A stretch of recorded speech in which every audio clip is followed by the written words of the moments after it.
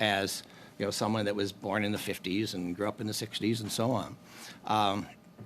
Because I remember when I was a kid that it was only 8 years after the Second World War, and the Cuban Missile Crisis was one of the key issues. And my dad was part of a civil defense where basically he was the guy that had to have the Geiger counter out there in case we had an atomic war.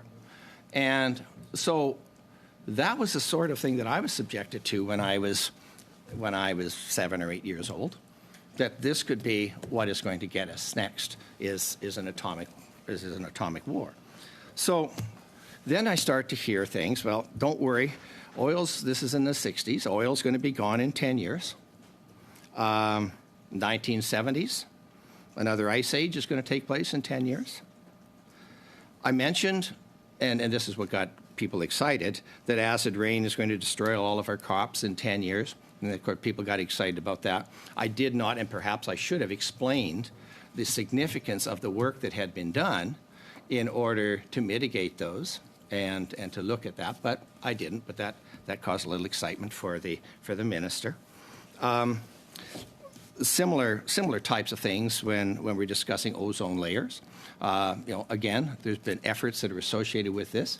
There's a lot to it, so I didn't give the 2-hour dissertation about the relationship that exists about that, but nevertheless, this is what was presented to people, and that was the point that I was trying to make, is that every once in a while, or about every 10 years, we are given the next thing to worry about.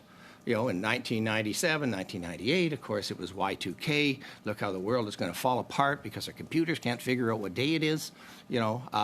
So that was the next thing that we looked at.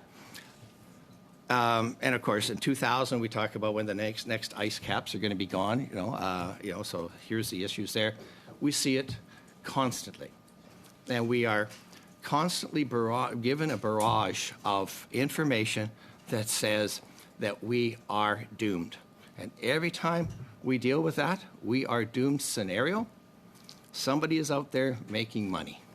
And I think that's kind of a critical point. And I've actually, again, being old enough, I remember Greenpeace. I remember the reason for them being. I remember Patrick Moore and the efforts that he has done. But now he is some sort of a pariah in the environmental community, because he says, you know what? The people that have taken over these ecology-focused groups are not there for the environment.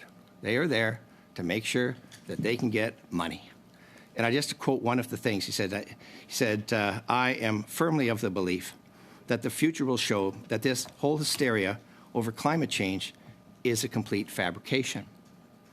Now, that all depends on where your definition is, because I'm sure, as the last time when the Minister of Environment took a run at me for stating some obvious facts, and when the Minister of Natural Resources took a run at me for stating some obvious facts, that the climate does change. However, what we also have to recognize is that we need to use our strengths in order to make sure that we are helping humanity. Right now, we have this thought, and we hear it constantly, the earth is boiling, all of these other kinds of things that are only meant to invoke fear in the populace.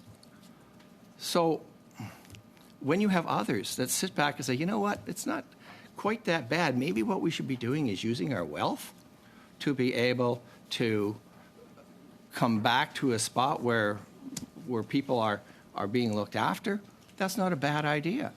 And so we have the Dubai, the COP28, is it, that's taking place right now, and the